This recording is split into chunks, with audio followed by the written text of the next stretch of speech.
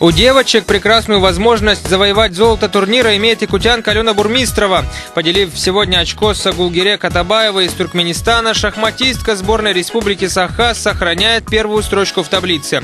В последнем туре ей предстоит встретиться с подругой по команде Айсеной Васильевой. И даже при ничейном исходе Алена Бурмистрова будет объявлена чемпионкой игр. Но один момент, вот тут-то и начинается самое интересное.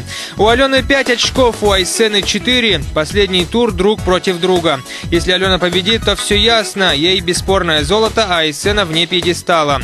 Но если партия между ними закончится в пользу Айсены Васильевой, золото и вовсе может уплыть или к вьетнамке Дуан Тхи Хонг, или к монголке Уринтуи Урсайх. А нашим девочкам придется довольствоваться серебром и бронзой. Подарит ли Айсена своей подруге золотую медаль, или ее амбиции на пьедестал станут дороже дружбы? Да, ситуация, вам скажу, непростая. Наши спортсменки учатся в одном классе и воспитываются у одного тренера с малых лет. Таким образом, последний тур обещает быть не просто интересным, а весьма драматичным.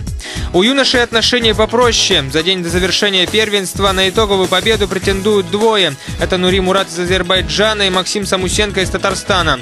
Напомним, что буквально с самого начала соревнований лидировал омский шахматист Алексей Зензера, но проиграв сегодня решающую партию Нури Мураду, он потерял все шансы на высший пьедестал. Завтра в заочной схватке первое место разыграют Мурат и Самусенко. Дитя Азии – это как малые Олимпийские игры. Очень престижный турнир. Здесь собираются все сильнейшие игроки из всех стран Азии. Каждая партия очень тяжелая. Сегодня был сильный соперник. Он очень много любит атаковать. Я сыграл, чтобы он слишком много не атаковал, дал поменьше ему шансов и удалось выиграть.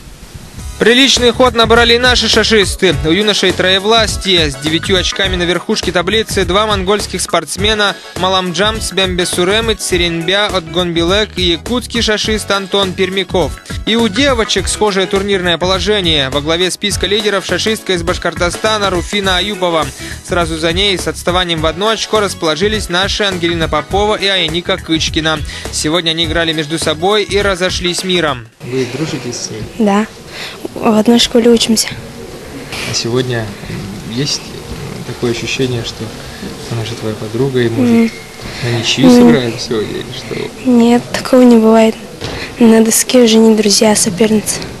Не меньше надежды тренерского штаба сборной Якутии до начала турнира были связаны с действующей чемпионкой мира среди кадетов и мастером спорта Всемирной Федерации шашек Нюргуяной Азаровой. Но к финишной прямой соревнований Нюргуяна подошла с весьма скромным результатом, занимая 8-ю строчку. Последние дни баталий на шахматной и шашечной досках обещают положить в копилку сборной Якутии пару наград высшей пробы. Это программа «Минимум».